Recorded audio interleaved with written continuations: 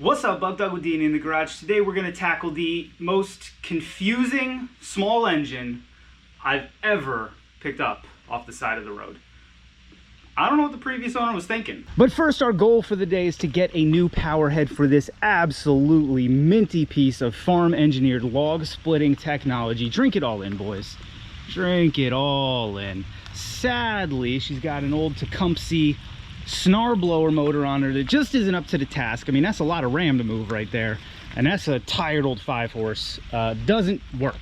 So what we want to do is dial into this big boy. This is a 9-horse off the ubiquitous 26-inch cut Craftsman snowblower. I know you've seen them. They look like that. And that'll be a good parts unit in case we need anything. And here's just the clamshell and transmission, but y'all recognize it. Ooh, sorry, 29-inch cut.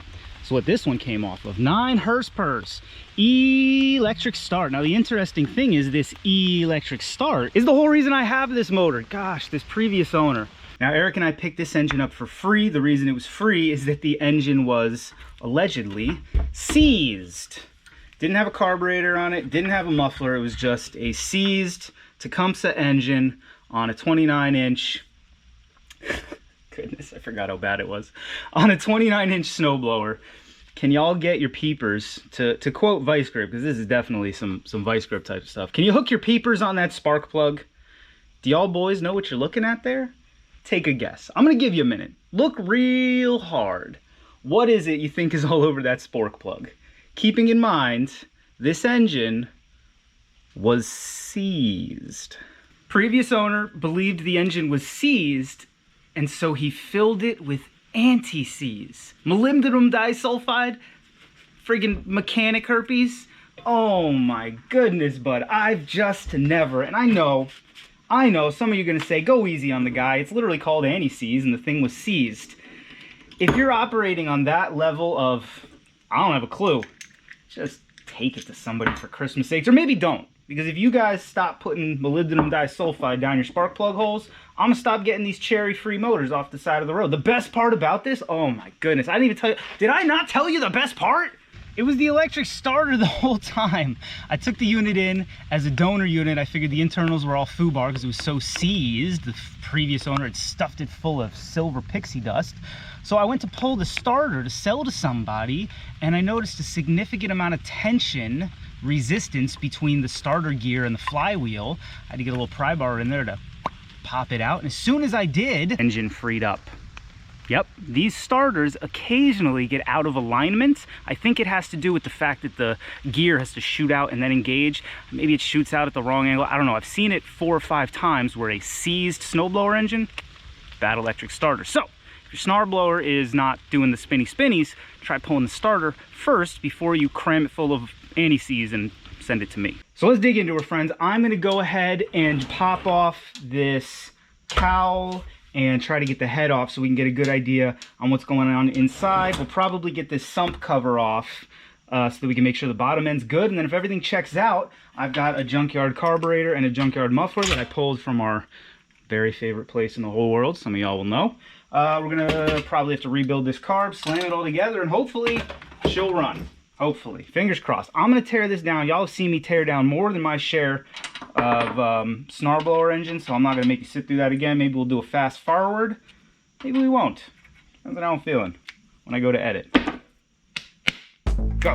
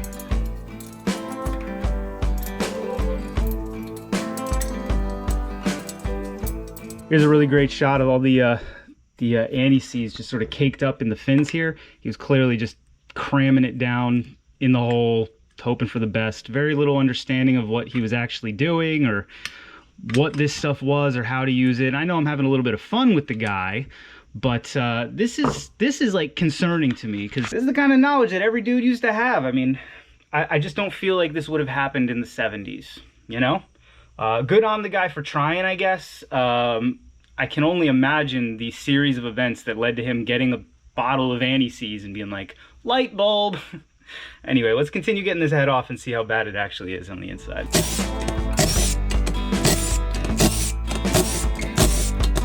Alrighty, friends. Hopefully we can do this without forking up the head gasket, but I don't necessarily have a lot of faith in that. Are you missing a fastener? What's going on here? Oh yeah, I forgot. Those are studs too, don't you know? That's how they get you, bud. Alright. Moment of truth. Head gasket's a little worse for wear. Probably gonna have to get a new one of those, no big deal. Now, look at this big chunk. Oh, Christmas. A big chunk of anti-seize right on the intake valve, real nice. Okay, where do I even want to put all this crap that we're taking out? Let's make a pile. Good news, no holes in the piston, doesn't seem to be. I mean, plenty of, I mean, actually it's probably rust proofing. Let's take a look at the edges of the cylinder here. I don't know what y'all can see, but cylinder walls are just absolutely 10 out of 10. Though it is a high hour motor, cross hatching's gone, just a little bit tired. But she spins. Ooh, I do hear a little bottom end noise, don't I? Is that true bottom end noise? Doesn't seem to be, right? Only one thing for it. Let's get the bottom bit off. Well, sump bit off, right? Sump cover. Did we even drain this of Earl? Did we even drain this of Earl? Well, I mean, it's been venting to atmosphere for X number of years.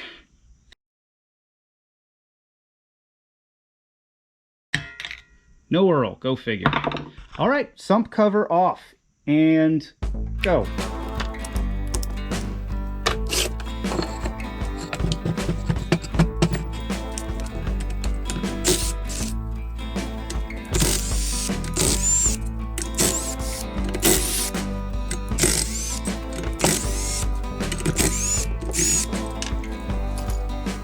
Alrighty, friends, le moment of truth.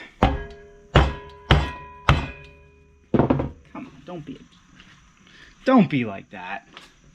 Nobody likes that, guy. Is there a pry point on this? Of course not. Huh, not a pry point on the whole thing. Oh, Tecumseh, how far you've fallen. I love older Tecumsehs, but these new ones they leave a lot to be desired.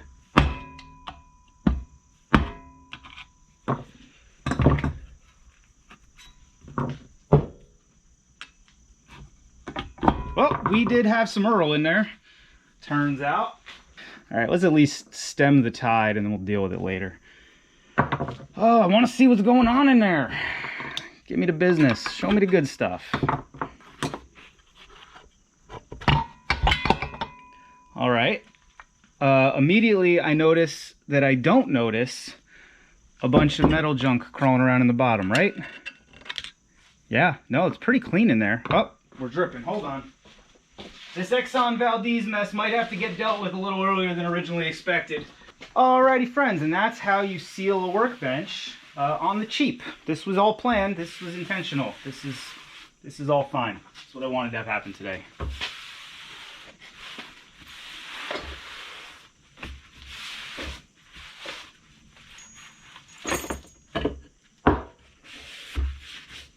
Good news is this random stick is never, ever, ever going to dry rot. Ever, ever, ever. It's also never going to be not greasy again. So as I was saying internally, I don't think it looks all that bad, right?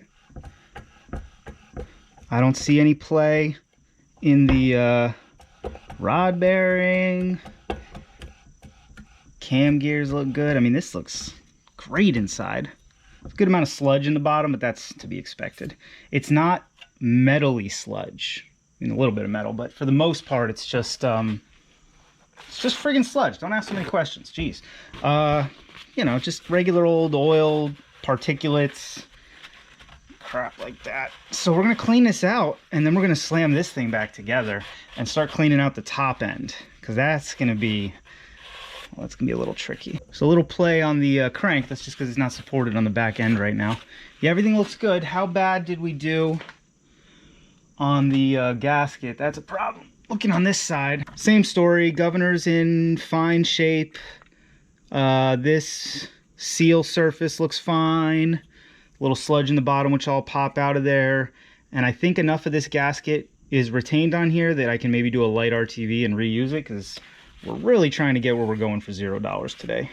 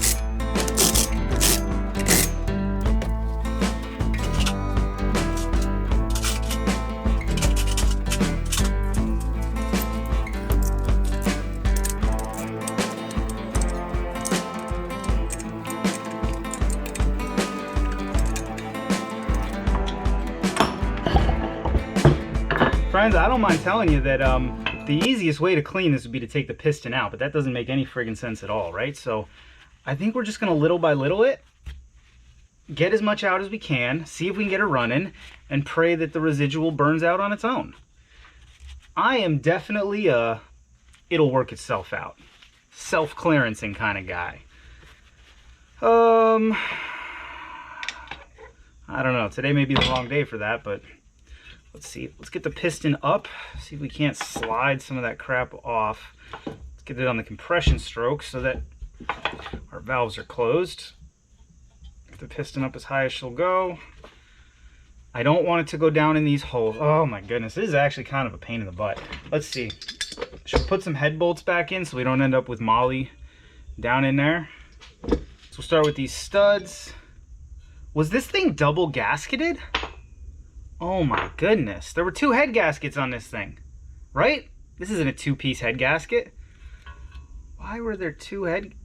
Were there 2 head gaskets? I can't tell. Something is very strange with this. Maybe it's just... I think it's just a layer. 1 layer? No, it's not 1 layer. Yeah, it could be 1 layer. Came off. I'll probably have to order a head gasket for this, but let's see if we can get it running as is. And let's also just put these in there for now.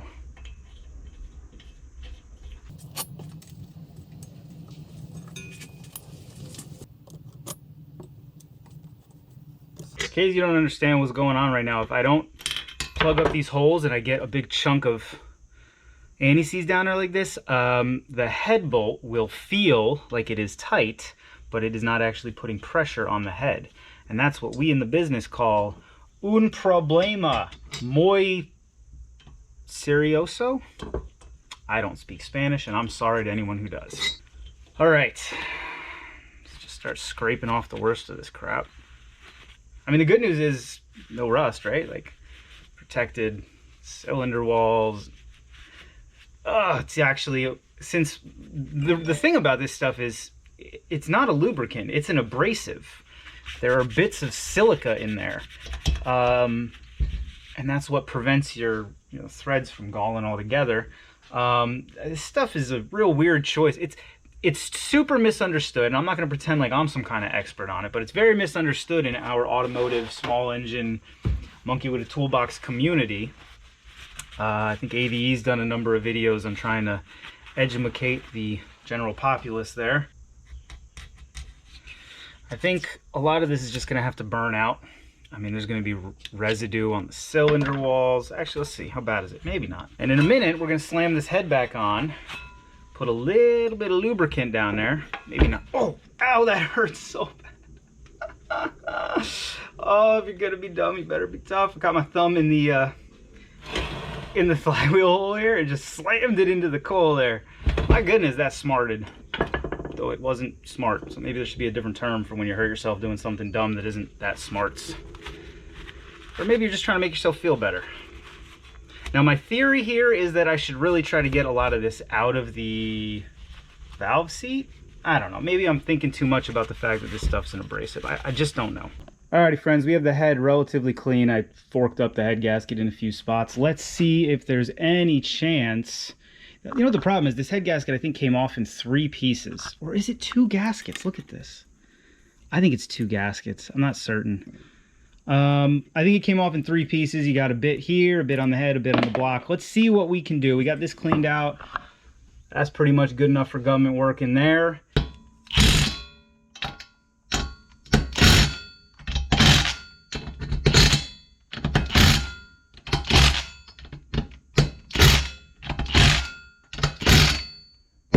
Alrighty, friends. The only thing standing between us and a Tecumseh bark is this spark plug, because it's an RJ19. I don't have any RJ19s in stock. I could probably go steal one out of another machine, but I want to see if we can get this thing. Look at that. Oh my. Can we get that to fire? Yeah, we can get that to fire. Let's start with this pick here and see how much of this crud we can get out from underneath and behind the ground strap. Down in here. Why did he put the plug back? I don't understand. What did he think was going to happen now that the plug was all jammed full of anti-seize? Like, the initial logic I get. He was like, anti-seize. That lubricant, wrong, not a lubricant, but he didn't know, will unseize my engine. But then once he's crammed his plug full of it, what... That's probably when he put it on the side of the road. He's like, you know what? I may have misunderstood something in those directions. Too late to tell now. I'm going to cash out of this thing and just buy electric. I really need some brake clean, but I really just don't have it. But nope, I don't even... What do I have? Nothing. I got windshield de-icer, which I think may be alcohol. I think rubbing alcohol, I do have a little bit of this. I think rubbing alcohol will dissolve molybdenum disulfide. Or maybe acetone would. I don't know. Let's see.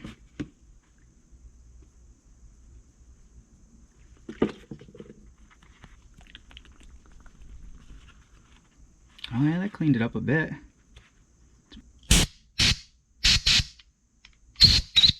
Alrighty friends, wouldn't you know that pesky camera battery died, so I had to take a brief siesta, go up and charge her up, but that means I know something you don't know, and that is...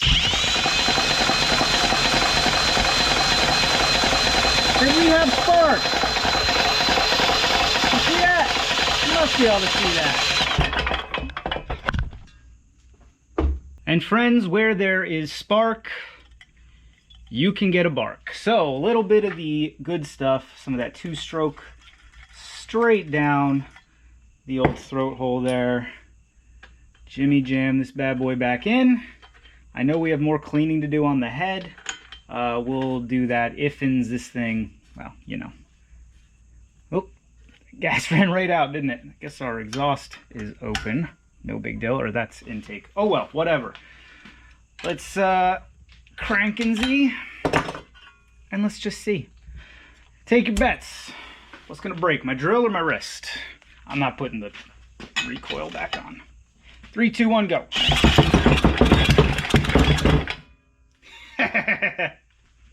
That never gets old.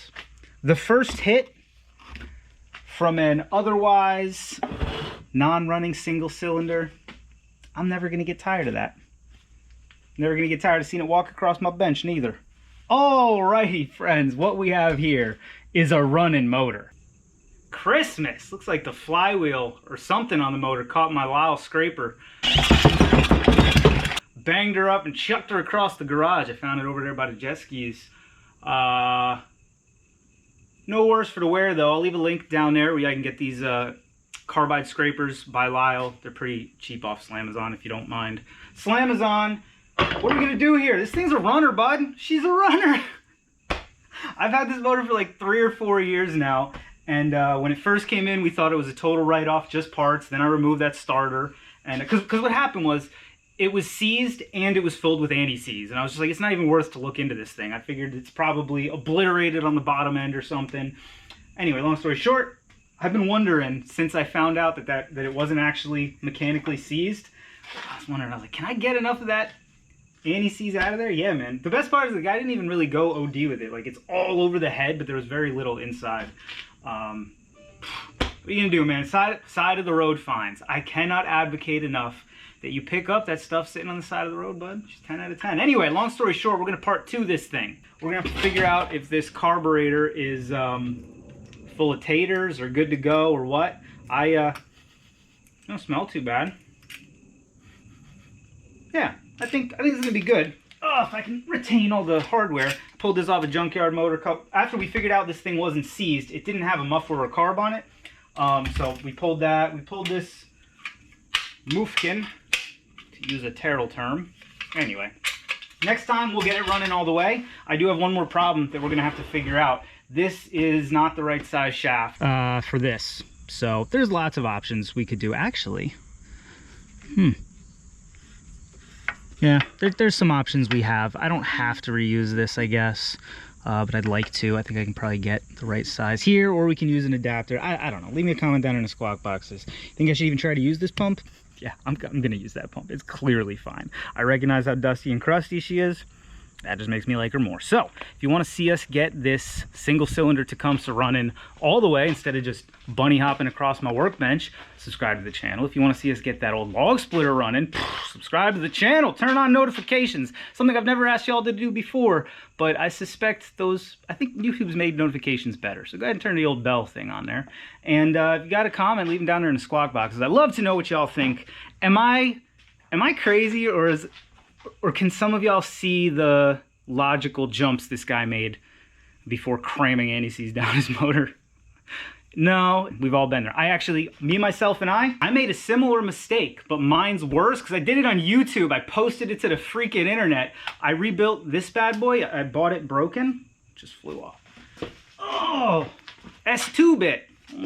Almost lost to the ether. Anyway, Eric bought this for me. I went to fix it, and when I went to lubricate the inside of the head, I used anti-seize because I very mistakenly misunderstood the characteristics and the benefits and the features of that product. And you all quickly told me, and I had to wash this thing out and put some actual lubricant in there, so I get how it happens, especially with a name like anti-seize.